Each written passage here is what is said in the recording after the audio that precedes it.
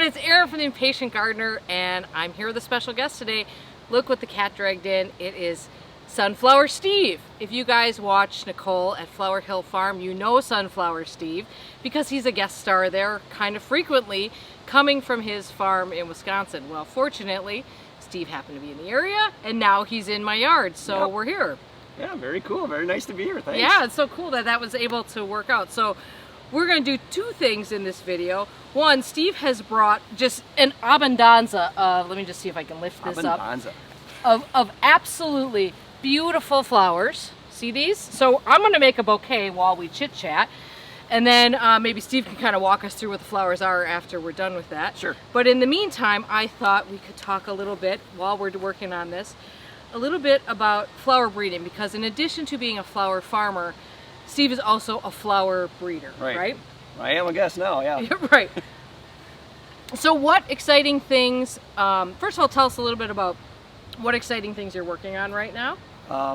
Well, the biggest thing is the new sunflower. If you head over to Nicole's channel, you can see some pictures of the new sunflower I've been working on for the last, it'll be 13 years now this year. 13 years. Yeah. Wow. It's a double flowering, not necessarily a teddy bear. Some of them look like teddy bears. This is not one of them, That's by the way, not one guys. of them. They're secret. But if you'd have told me 13 years ago, I would have said, hey, I'm going to breed the sunflower and do it. I probably wouldn't have done it. Yeah. Because it takes so darn long. And I think the thing made me realize how long I've been doing it. Not 13 years necessarily, but I thought I was 42 years old when I started breeding this thing. And I'm like, oh my, that made it sound old. But originally I just did it because I wanted to be different than all my competition at farmers market. Right. And different at the wholesalers I was selling to. And I had this one flower pop up in a field that I was letting go idle that year, and it was this really cool double flowering maroon and gold, which is my alma mater, the Gophers, maroon and gold. So I thought, I'm very sorry to hear that. Well, I'm born and raised in Minnesota. I just transplanted to Wisconsin. Well, it's okay. You're welcome here as long as you bring your flowers with you. You're welcome here in Wisconsin. I should have brought you some cheese. Darn it. There you go. Right. Anyway, I picked the seeds off the seed head that year, and there was 12 viable seeds out of the whole seed head, and just kind of serendipitously, did a little bit here and a little bit there, and I almost didn't plant them the first year because I forgot I even had them in the cupboard, and somewhere along the line I started I think subconsciously thinking, this could be something really big. This could be really kind of cool. So I just kept working towards a certain color and a certain scheme, and it started to work out, and it was all trial by fire. I have no background in horticulture or anything, and I think by year 7 or 8, all of a sudden I really started getting onto something. I started getting more and more seeds and more colors, and like I say, if you want to kind of see more about the video, you can go to Nicole's. Yeah, we'll make sure we link to those videos so you guys can catch up on some of that. Anyway, so then last year I had a seed representative from Ball Seed come out to my farm, and they really liked it, and they took the seeds, some seeds, and they took them out to their test farm in California, and it wasn't kind of their cup of tea. They were looking for something that was more F1 hybrid, all the same bloom time, all the same color, Right. monoculture. Right. And but the guy that came to my place was really inspired by it, so he gave me the name of a guy at another big seed company, and said, I think there's a market here for, the backyard gardener, the home gardener, not somebody that's looking to use this as a cut flower. And I thought, you idiot. Right. I was so in the frame of cut flowers because that's what I've done for 20 years. Right. I thought, well, maybe your average person would just like to have it looking pretty in their backyard. So anyway, I settled on a deal with a seed company on the West Coast. Hey, future Erin here. So I'm just popping in here quickly to let you know that Steve and I filmed this a week ago from when this video will launch on YouTube. And at the time, it was a secret about who he was working with to bring these seeds to market. But it's not a secret anymore. The news has come out, and it's exciting news. So Steve is working with Erin from Florette Farm to bring these to you. I'm sure you probably all know Florette, and if you don't, you will soon, because she is everywhere and so inspirational. And Steve was telling me it's really just been a great mix, because he flew out there to meet with Erin, and they had a great connection. Their families operate in a very similar way. Her family's very involved in the business. His family is very involved in his flower farming business. So he just said it was just a very natural integration. So Erin broke the news the other day on social media, sharing these pictures of it. And actually, what I couldn't show you from this video, Steve also brought me some of these sunflowers, but he said, you can't, these are just for you to enjoy. You can't show them to anyone. Well, I can show them to you now. And they are really spectacular. They're just so interesting and so different. So if you are looking for Steve seeds in the future, listen, we'll tell you, I'm sure you'll hear about them when they're available, but they're going to be coming out through Floret whenever that happens. And as Steve will describe in this video, there's a few steps that need to happen in order for these to actually get into people's gardens. But keep listening to the video and Steve will walk us through the whole process that gets us there. And hey, if you're excited for Steve, who is such a nice guy and has such a great story, give this video a like and just give him a thumbs up on getting to where he's at, because it's a great story. Okay, back to the video. So now we're growing them for production. Don't exactly know when they're going to be released, but we're trying to separate out more and more colors. Right now, I think we're going to sell it as a mix. Okay. And then separate out more colors. And then the other thing I'm working on as far as flowers is different colors of baptisia. Okay. In fact, this right here we use for foliage. This is yellow baptisia, Baptisia sphaerocarpa, and this is what the flowers look like after the seeds go, or the flowers fall off and they go to seed. That's a seed pod. And it almost looks like a grape. It does. It looks like a green grape. Yeah. The white baptisia and the blue baptisia, the pods look like big ugly bugs. Okay. But this one actually provides a nice looking seed pod for texture. It's beautiful. Of course, this is Asclepias tuberosa, the butterfly milkweed. Yep. But yeah, so the baptisia is the next thing I'm kind of working on. Different colors. I think I sent you some pictures, didn't I? You did. Yeah. They're beautiful. Yes. Different shades, but that's a hard one since it's a perennial. It it takes sometimes 3 years for you to know what you have for color. Right. Right. So now you are let me ask you, are you actively crossing these? Yes. Or okay, so you are. You're not just sort of waiting to see what develops and then, I mean, obviously you're selecting out. At first I did. Yeah, okay. I planted a bunch of them by each other and I let the bees have at it. And then I took the seeds and I sowed them out. And then I kind of started seeing colors. And then the colors of each one of those plants, then I took those seed pods and strung them all out in certain rows. Okay. So I'm trying to isolate by certain colors. I've got some plum colors, I've got some burgundy colors, I've got some like really periwinkle and like a light blue. Oh, wow. And then I got, what was the one that I sent you? It's kind of, it looks like the Minnesota Vikings. It's purple and yellow together. So wouldn't sell well in Wisconsin. But so I'm kind of, now once I've got them, after 3 or 4 years by colors, same thing, I'm stringing those out in certain things and I'll cull the ones I don't want. Right. But the whole evolution of a prairie plant is for the first 2 to 3 years, they're putting down nothing but roots. Right. I mean, this plant here, the first couple of years was no taller than this. Right. But it had 6 feet of root down below. Sure. This one here, the white baptisia, this thing has a 10-foot taproot. No, wow. So when everything else is dying, this thing's like laughing at it. This is really beautiful, though. I mean, you guys, I hope you can see this. The stems have sort of purple stems with the white flower. Yep. Is so pretty, and the curve is great on them. And it's much different than the other baptisias, where this is a big airy plant. You only get 3 or 4 per. Right. But it gets 4 or 5 feet tall, and you get these big airy things. And the flowers actually started blooming down here, but the bumblebees love them, and as they pull the lobes down to get in there, they bruise them like that one. Yeah. So I just strip those off. Okay. So, but it makes a great cut flower. So so Steve is growing flowers mostly for the cut flower industry. I mean, Nicole does some sort of flower bouquets, and she's got a CSA, but you're strictly providing florists. Yeah, at first I was. And you do farmers markets too, right? Not anymore. Oh, okay. At first I started with about 7 or 8 little florists. Yeah. And then we started doing farmers markets. We did a lot more mixed bouquets. Yep. And then it rained really hard one day. I had all these bouquets I couldn't sell. Yeah. I went to one of my big florists and said, is there somebody here that would be interested in these? And the gal came out and she bought them all. And then she wanted 200 bunches per week. Yeah. And so then we started doing mixed bunches. Right. But it got to be a lot of work. When you've got to cut this many varieties to make one bunch. Right. So the last 10 years we've kind of gotten to where we just do solid bunches. Sunflowers are my bread and butter during the summer. Okay. Peonies and lilacs are my bread and butter in the spring. Okay. I think we just told you we cut almost 30,000 peonies in 12 days. Usually we get about 17 days, but we had that 95-degree temperature that just made everything go And super how many crazy. people were working on that? There's 4 of us cutting at once. Poor people. And we started cutting about 4:45 in the morning, and you had to be done by 8 because it was so blasted hot. Yeah.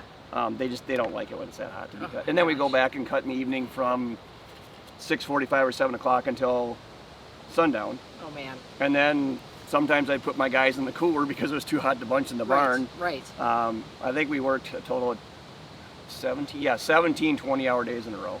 But it was worth it. Flower farming is clearly hard work. It was you worth guys. it. Oh, if you watch the last video of Nicole's, I look kind of tired and Yeah, cramped. you should. We will link to that one too because it's pretty.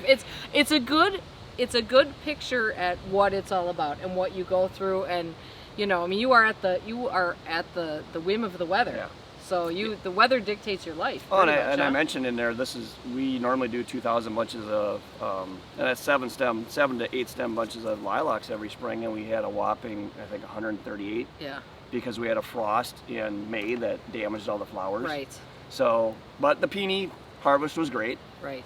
So anyway, so we went from doing mixed bunches at farmers markets to mixed bunches with some big retailers, wholesalers, and now I do strictly wholesale. We'll harvest between 2,000 and 2,500 sunflowers every single morning for 10 to 12 weeks, depending on the weather. Oh my gosh. And but your market kind of takes you where you're at. Right. Right. And it's been good. Good. But the whole breeding thing is it's a whole new thing for me. I love it. I really love looking back. My daughter told me earlier this spring, she said, "Do you remember when you put your arm around me about 4 years ago and you said, you know what you're looking at?" And I said, "What did I say?" She said, "You're looking at a flower that's growing the only place in the entire world." Yeah. I said that? She goes, "Yeah." I said, "Well, I was prophetic then, I guess." But That is so cool. But it is kind of cool to have something nobody else has, and that I created. Yes. Well, me and God. Right. No, that's so cool.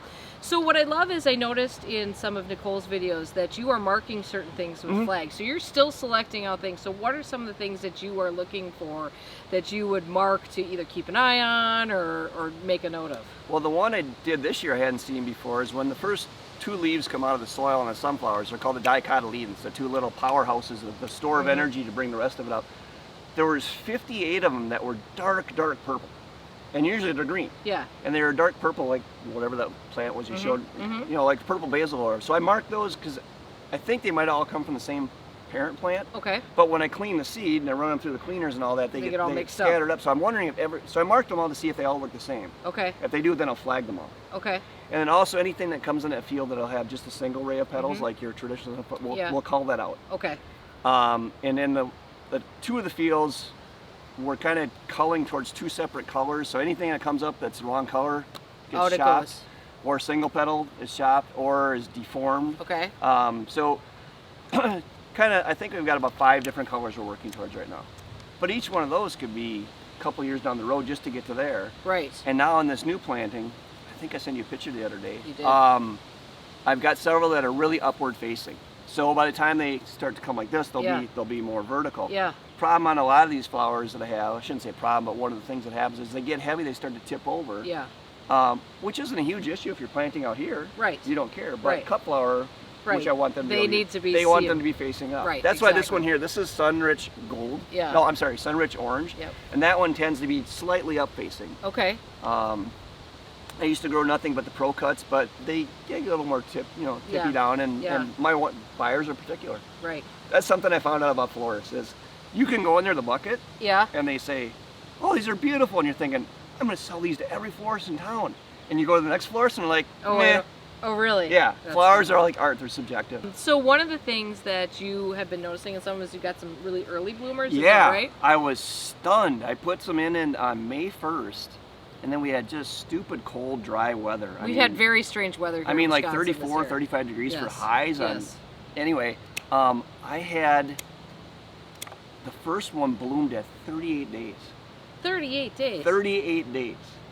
And so what is your tip, like what would you expect, what would a typical The one be rest for of you? that field is starting to bloom now, and they're like 62, 65 Yeah, so days. almost half the time. Yeah, and there was, that one was 38 days, and then there was 2 more that was like 40 and 41 days, so I flagged all those. Right. I think I had a total of 4 dozen that were less than 50 days. Oh I my flagged all those, so I'll separate those out and put those in a different field to see if I can get an earlier blooming one. Okay. And then the ones that are upright facing, I flag those, so I'll see if I can get upright facing field.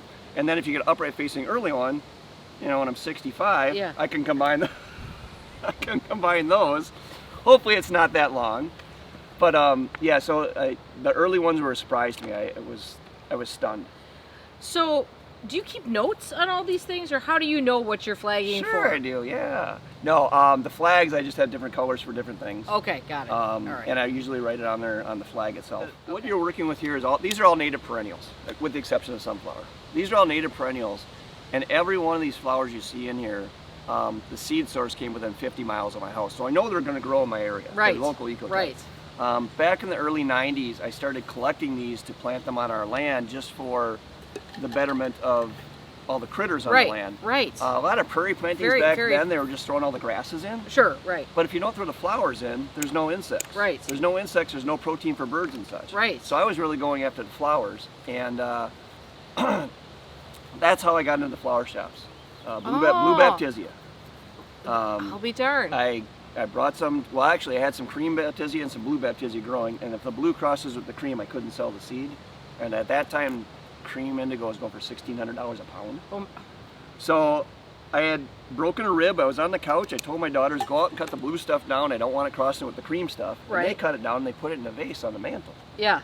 And I was like, gosh, I wonder if I can make money on that before it's seed. Right. So I took it to a florist, and kind of the rest is history. He kind of helped me that year. Yeah. What worked, what didn't work. That's funny. So, That's funny. yeah. So this is how I started. And this is how we used to bulk up all of our, you know, our flowers. I remember the one florist said, "Hey, these sunflowers are great. Do you grow zinnias?" I said, "Sure. What are they?" You know. And so next thing I know, you know, that I was growing 3/4 of an acre of zinnias. There you go. So, but you mix some zinnias in with these and some sunflowers, and you get something else nobody else has at market. Right. I mean, who else is going to show up with this at market? Absolutely. I call this purple prairie clover here, I call that Mother Nature's Gomphrena. It blooms for about a month. When the center one's done, the side ones will start going. Okay. And it'll dry purple. If you pull that out, let it dry it out. It's so beautiful, you guys. This is the same plant that when I was down at Roy Diblick's farm a couple weeks ago, I saw this there, and it's the most charming thing. Unfortunately, it's apparently a favorite of rabbits. At least that's what Roy said. So that's why you got to get yourself one of these. Right. Yeah. Steve is a falconer in his spare time. If you can imagine that he has spare time. No, winters. I have winters off. So. Oh, winter. Okay, it's winter. All right. Fabulous. I was going to say on the purple prairie clover. Yeah. What do you think that smells like? The leaves on it smell really kind of a citrusy sweet. So you got to squish them a little bit. Yeah. It's citrusy sweet is a good way to. But you're right, but there's pine. There's juniper or pine or something in there too. Yes, so it is. What we do before market, I'd have the kids go crunch those a little bit so it would give out more aroma. And this is like baking cookies before you have an house. open house or something. And the same thing with the mountain mint here. Yeah. This is slender mountain mint, and honest to God, it's the strongest mint you'll ever. It smells like a can of Altoids. You take the leaves and crunch it. It absolutely smells like Altoids, you guys. It is so strong. Oh my gosh. Yeah, this is the slender one, you guys. I grow and I featured it in videos before, I grow the blunt mountain mint, which has kind of a wider leaf, but this is beautiful texture. I'm probably going to have to start growing some of this About too. another 2 weeks, those will be a lot wider, more open. Yep. And of course, all pygnanthemums are huge attractors of insects. Yep. Insects love pygnanthemums. Yep. So what's next for you? I mean, where do you go from here with your stuff? I know obviously you've got a big project with the sunflowers. Yep, the sunflowers. Here, but what's next for you? You'll have a little more. There should be more information on the sunflowers coming out sometime in the next few months. Okay. And so we don't know. We don't know when people are going to be able to buy them. No, it all depends on production this year. I am growing more. I'm growing 5 times the amount of seed for production than I ever have, because I was singling stuff out so much. Right. Now we're growing a couple big fields of mix. I have almost a total of 3 acres growing just those sunflowers. Yeah. Probably 250,000 flowers that we have to hand harvest all the heads off of. So it all depends on our harvest this year. If we have a great harvest this year, they'll probably be for sale next spring. Okay. If it's an average harvest, probably the year after. I don't know. This whole growing for seed is a new ballgame for me as well. Right. So I'm kind of learning on the fly. Just feeling it out, huh? Right. But I'm so excited now. I haven't been this excited about growing stuff in a long time because, you know, grow it, cut it, put it in a sleeve, deliver it. And Right. now I'm creating something. Right. And, That's cool. And That's I learned really I great. learned something. I have a guy coming out to a beehives at my place next week, Yep. and I learned something that I won't do this next year. I planted all those sunflowers early this year, and he told me you really shouldn't plant them until they're blooming about the 4th of July later, Okay. because all the honeybees, there's so much bird's foot trefoil and white clover right now. Sure, right. They'll ignore it. Oh, He sure. said, you get to July and my sunflowers are the only thing in town. Right. He said they'll be all over it. So he's going to bring hives over this Nice. next week for me. So next year I know don't plant the sunflowers so early. Yeah. So in lieu of that, every morning we've been going out. Yeah. My guys, I have 4 daughters, by the way, so I know where to buy all the brushes and stuff, like for putting on blush powder. So I went and bought these brushes. We got Yeah. we're hand pollinating all those flowers right now. There's not a ton of them because there's only maybe 10% blooming. Oh my God. But we're going around and taking the pollen on each one of them and just doing a circle like a bee would or whatever, because the bees just aren't there. You can see them all over the yard. I actually mowed my whole yard to get rid of the white clover. Oh my gosh. But right now we're hand pollinating everything with.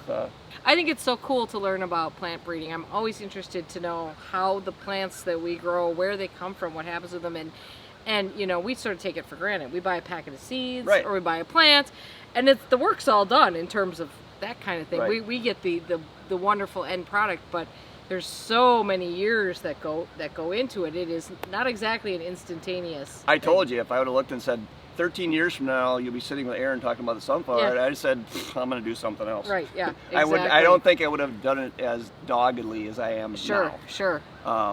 So yeah, no, it is. I'm very excited about it.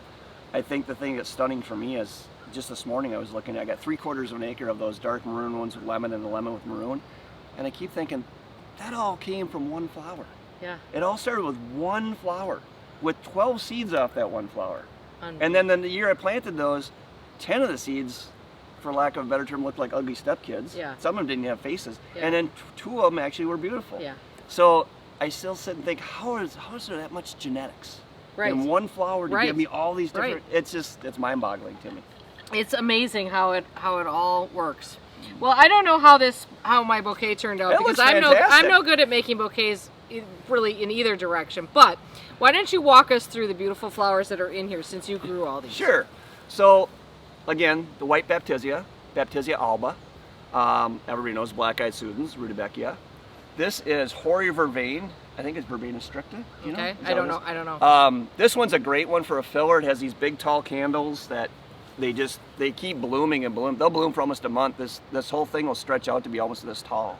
It's so The cool. trick about cutting these is you either got to cut them first thing in the morning before the bees pollinate them, Yeah. or cut them in the evening, and then the next day let them sit and hydrate overnight, and then shake them real good, because anything that's been pollinated is going to shatter off. Okay.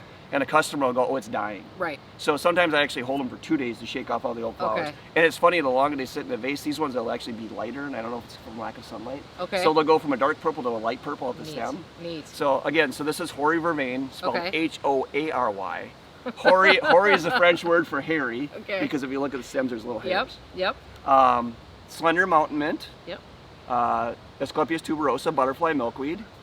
What are we missing? We got the purple prairie clover. Purple, and then we've And got the Baptisia. Yeah, the yellow one. Baptisia just for the foliage and the seed pods. All right. Well, Steve, thank you so much for I stopping am so glad it was in the for neighborhood. saying hi to everybody. In the neighborhood, it was an hour and 20 minutes away, but when I live 5 hours away, that's pretty much in the Great. neighborhood. Wasn't so. that nice of him to drive down here? So that was great. Well, thank you so much. Well, thank you for coming. Thank you for bringing these beautiful flowers. You're welcome. And for talking to us about breeding flowers. And again, make sure you check the description. I'll put links to Nicole's videos where she's talking about and talking with Steve and about Steve's flowers, so you guys can kind of get up to date on what's happening with the sunflowers and why we call them Sunflower Steve. Yeah, by the way, I don't walk around calling myself Sunflower Steve. She nicknamed me that, and it's kind of stuck. Yeah, so well, I am Sunflower that's Steve. what Nicole called him, and now that's how he's I'm- he's in my phone as Sunflower Steve. And so. she's in my phone as Impatient Erin. So there we go. So- There we go. All right. Well, thank you for coming. It was so nice to have you. Thank you. All right. See you guys. Bye, guys.